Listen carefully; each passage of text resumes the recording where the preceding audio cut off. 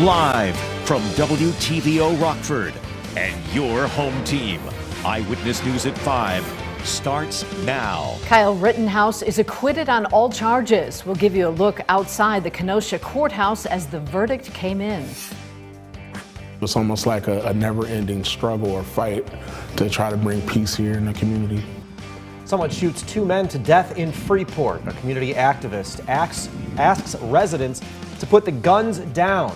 One of his friends was a victim. The state director of public health makes a stop in the Forest City. She leaves with an award from a local university for her guidance during the pandemic. Good evening, I'm Mimi Murphy. And I'm Eric Wilson. Jurors reach a verdict in the Kyle Rittenhouse trial. They found him not guilty on all 5 counts. Rittenhouse shot 3 people, killing 2 during protests over the police shooting of Jacob Blake last year. ABC's Rena Roy has the latest from Kenosha, Wisconsin. We, the jury, find the defendant, Kyle H. Rittenhouse, not guilty. On day 4 of deliberations, 7 women and 5 men finding 18-year-old Kyle Rittenhouse not guilty on all 5 counts. Members of the jury, are these your unanimous verdicts? Rittenhouse visibly shaken and in tears as the decision came in, hugging one of his defense attorneys. We're very happy with the verdict. We're happy that the jury took the time, put in an incredible amount of effort. To say that we were relieved would be a gross misunderstatement. Demonstrators outside the courthouse as the news broke. We're not satisfied, and not that civil rights or social justice rested on this conviction, but these jurors saw a different America than we see every day, than we saw in the evidence. The teenager was 17 years old last August when he shot 3 people, killing 2 of them during protests over the police shooting of Jacob Blake. Rittenhouse claimed he acted in self-defense, but prosecutors said he had intent to kill, painting him as an active shooter who provoked the crowd. The prosecution had to disprove self-defense. If you're a juror on this case and you've looked at the videos and you say to yourself, you know, I don't really think that this is self-defense, but it's close. That's a not guilty verdict. Lead prosecutor Thomas Binger speaking out after the verdict, saying the jury, which represented our community in this trial, has spoken. And outside the courthouse here, law enforcement is on standby to deal with any potential fallout from this not guilty verdict, but so far, things have been peaceful. Rena Roy, ABC News, Kenosha, Wisconsin. Bullets fly in Freeport, killing 2 men. Police search for the shooters as a community activist seeks peace. Michelle Rave caught up with one of the victim's friends. Michelle, he says he's frustrated with recent violence in the city. That's right, Eric and Mimi. The activist called the man a loving father who strived to help other young men in the community succeed and can't believe he's gone.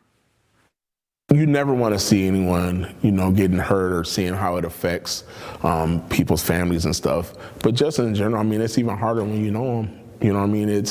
They're here one minute, the next minute they're not over something senseless. 36-year-old Terrence Haynes and 32-year-old Justin Kapp gunned down last night on the streets of Freeport. Walter Hayward was a mentor to Haynes. It's heartbreaking. He was a young man, but not only was he a young man, he was a father. So now his kid has to grow up fatherless. It's just building it. It's just a cycle. So, and for nothing. He had nothing to do with it. Hayward says Haynes was well known in the community, especially for his love of basketball. In fact, he was going to be part of a community basketball game next month against the police department. Recently, violence has been taken to an extreme level. There's been incidents where there's absolutely no regard for life or who may be the intended target. Police Chief Matt Summers says there is no evidence to show the 2 victims were the intended targets. For the past few months, the Freeport Police Department has increased their patrols in targeted areas where shootings have occurred. We've worked closely with the Sheriff's Department and the state police. Hayward hopes something will happen to deter the recent uptick in crime. I personally believe is we need to focus on some way of funding these cameras and these lights in those communities. Hopefully we can get to the point that his passing and the other people's passing wasn't in vain. Something positive can come out of this somehow, some way that we can really stop the violence that's going on here. Hayward tells me he plans to host a community forum where residents can share their concerns sometime soon. Eric? Thanks, Michelle. A fire breaks out in a Wisconsin home, killing a man. The Beloit Fire Department was called to Lincoln Avenue right off of Liberty Avenue around 4:20 this morning. A person passing by noticed the heavy smoke. Firefighters tell us they found a man dead inside. Investigators haven't publicly identified him. No one else was in the home. Inspectors haven't released a cause for the fire. A surge in COVID cases has a Rockford hospital limiting visitors once again. Starting Monday, SwedishAmerican will not allow any visitors for adult patients. One support person will be allowed to accompany a patient in the emergency department or a patient having surgery. Pediatric and NICU patients will be allowed 2 primary support people, but patients' siblings or anyone under 18 will not be allowed. Administrators say the hospital is completely full. As of today, 60 COVID patients are being treated at Swedes. That's up from 40 just 2 weeks ago. We're kind of maxed out in terms of beds and staff to care for patients. And so managing visitors sometimes becomes a little bit of extra work for our nurses and others, and this allows them to really focus on providing the care that's needed for the patients who are here. Pelozzato says 53% of the community is fully vaccinated, but that's not enough to decrease the spread of the Delta variant. The director of the Illinois Department of Public Health is honored for her work during the pandemic. Dr. Ezike received the Jane Addams Medal for Distinguished Service from Rockford University. RU President Dr. Eric Fulcomer says Ezike was chosen for her resilience in the face of many challenges presented by COVID-19. The award honors the tradition of Jane Addams, a Rockford University alumna, in recognition of her character and contributions to society. Dr. Ezike calls the award an overwhelming honor. I absolutely don't feel worthy of it, but I am actually inspired to do more as her work has had such dramatic effects on everyone's everyday life. I strive to have as much impact as she has. Dr. Ezike is the 39th recipient of the award.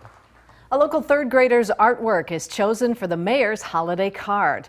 The design was created by Lexi Garcia from Two-Way Language Immersion at Barber. The work features Rockford symbol sculpture paired with monkeys holding hands. Cards are sent out to companies, organizations, and people across the country. You can get a closer look at the card. We'll post a picture of it in the article on mystateline.com. Volunteers began decorating the tree at Davis Park. Nikel Delgado caught up with the group earlier today. And Nikel, they tell you a lot of work goes into decorating. That is correct, Eric and Mimi. Downtown Rockford is beginning to look a lot more like Christmas, and with Stroll on State just over a week away. We get to come down here and we get to transform the city into basically a Christmas wonderland. From twinkling lights to wreaths and ornaments, volunteers are making sure downtown Rockford is ready for the holidays. Volunteers like Melissa Cunningham and Gwen Hayes, they've been helping out for the last 3 weeks. You know, to liven up this place a little bit. Yeah. Yeah, absolutely. I enjoy volunteering. This year, there will not be just one, but there will be 3 45-foot trees scattered around, along with so many other decorations. Dan Obers with RACVB says while they've made progress, they still need more volunteers, especially for the morning of Stroll on State. There needs to be decorations brought out from storage and put all throughout downtown. And so we thank the volunteers who have come, but we could certainly use more help. Cunningham says volunteering is a great way to be a part of something bigger. And we can come together no matter what our opinions are of a lot of different things. We can come together and work together to make the city a great place, whether it's over the holidays or any time of year. Yeah. They'll be back tomorrow and then again on Saturday for helping tear up and tear down the Stroll on State. To find out how you can get involved, find this story on mystateline.com. Now, your First Warned weather forecast from meteorologist Jordan Wolf. Well, we saw much sunnier skies today than we've had these last couple of days, and this is all because of this high pressure that's off to our south and to our east that's pushing out of the way. That's actually bringing more cloud cover into our area headed into tonight. This is downtown Beloit, where the sun has already set, and underneath those setting skies, we're seeing temperatures continuing to drop as well. That's our Mercy Health SkyTrack camera there. We're seeing temperatures already in the 30s across our viewing area here, continuing to fall into this evening as well. Across the region, though, we see much warmer temperatures off to our south and to our west Temperatures pushing 60 degrees in some of those areas. That warmth will eventually push its way toward us, and we'll see a little glimpse of that headed on into this weekend. But first, overnight tonight, we'll see those temperatures drop into the 30s. As I mentioned before, tomorrow, we could see temperatures near 50 degrees for the high, a much needed and much more welcome than what we've had these last couple days in the 30s and snow flurries. Although we will see temperatures drop back into the 30s for the overnight low, but on Sunday we could see once again temperatures pushing 50 once again, and then we see a cold front come crashing in, and that's the end of the warmth. It just lasts maybe a day or two, and then right back to cold and more seasonable temperatures. But if we time out this, we see we're going to stay dry with that as well. We do see lots of cloud cover headed on into tonight. A scattered shower maybe or two, but I don't think that's very likely. We will see a little bit of a clearing into the afternoon, and that's going to cause those temperatures to rise a little bit higher into the afternoon tomorrow than they would otherwise if it had stayed much cloudier. We do see a couple of these scattered showers pushing off to our south. I do think that most of those will stay south of us there on Sunday morning. This is where that cold front passes through, and then we see a little bit of a clearing here, and we get cloud cover that returns in on the back end of that. Again, a couple scattered showers there on Sunday, but I do think most of those stay out of our area. With that cold front passing, though, we do see the winds pick up through the day on Sunday. Through the afternoon, we could see wind gusts close to 30 miles an hour. Now, here's all this is because of this jet stream here. And we see when we see the jet stream flat like this, we call that a zonal flow. And that means we're going to see mild temperatures here toward our area. But then we begin to see a trough develop off to our north and to our west. And with that comes much cooler temperatures. And this is what we call meridional flow, where we get a little bit more curvature to the jet stream there. This is where that cold front and that low pressure system develops on the tail end of that. We'll see much cooler temperatures there. But then we get a ridge that develops on the back end of that, and we could see warmer temperatures headed into next week before we get to Thanksgiving. Now, we do see temperatures very much a roller coaster. We started out very warm. In the last couple days, we were really cold, and we were warm again. And we're seeing much cooler temperatures again as we head on into this weekend, and then warmth into the middle of next week. Tonight, we will see temperatures in the 30s. It'll be still cloudy and breezy, though. Tomorrow, we get temperatures close to 50 again. We see that mixed sunshine in the afternoon, bringing those temperatures up. And then here on the weekend, we see that cold front passing through on Sunday with much cooler conditions headed into the rest of the week. And a little bit of warmth returns as we get into the week of Thanksgiving. Now, the Napleton Sports Desk with Sports Director Scott Leber. And the Bears get back into action Sunday after their bye week. The Packers will try to solidify their #1 spot in the NFC. So far this season, I'm 8-1 picking Bears games. They were off last week. I'm 7-3 picking Packers games. Last week I picked them to beat the Seahawks 27-20. The Packers won 17-0. This Sunday the Bears host the Ravens. The Bears are 0-3 under Matt Nagy coming off bye weeks. That could change if Justin Fields can pick up where he left off in Pittsburgh last time out. He looked much more polished. This would also be a good time for the Bears to get David Montgomery back in the flow and attack a weak Ravens defense with Montgomery and Khalil Herbert. The Ravens defense ranks 24th in the NFL. There's nobody on that side of the ball that puts fear into offenses. Now the Ravens offense, that's a different story. Lamar Jackson puts fear in every defense. His running ability is the biggest reason why the Ravens offense ranks second in the NFL in total yards and first in the league in rushing.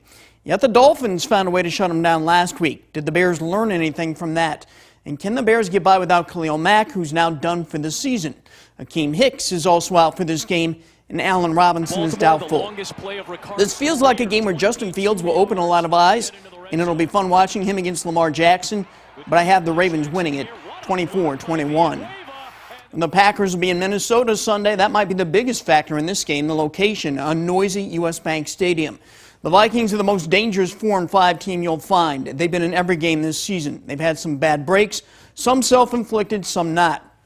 Statistically, Kirk Cousins has been very good. Dalvin Cook has had some big games against the Packers over the years. Justin Jefferson and Adam Thielen, they're great.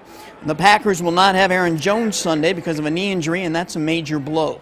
Aaron Rodgers will play on a bad toe. They could be pedestrian on offense again and need to rely on another great game by the defense, which hasn't given up a point in the last 6 quarters. The absence of Jones, Mason Crosby's recent struggles kicking, and the fact this game is in Minnesota has me leading toward the Vikings ever so slightly. I have them edging the pack 27-24. That's my take. We'll be right back.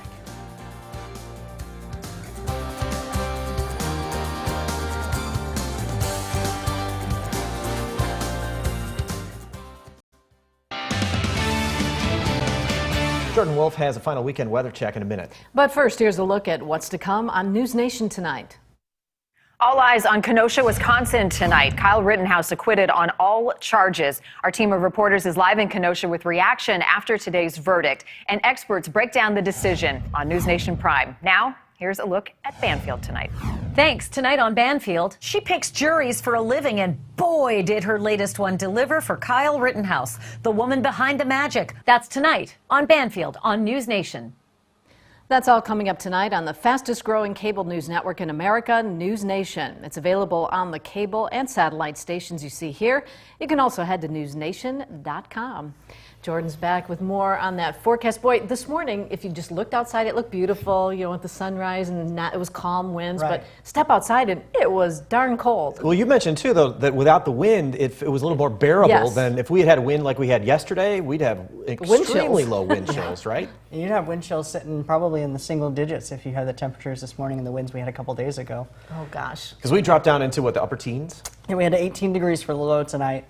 We're going to see much clearer skies. Heather, as you head into the weekend, though, we're going to see clear skies and sunnier conditions through the rest of this evening and clear skies. Tomorrow, though, clouds return. We'll see temperatures in the 50s. Much warmer than what we've had. We had 18 this morning. We're seeing 50 Saturday, and Sunday we're going to see high of 47. But cold front rolls through. We get temperatures right back down near freezing as we head on to the rest of the week. We get a little bit of a temp return as we get toward Thanksgiving. We'll see temperatures closer to the 40s, a little bit closer to where they should be for this time of year.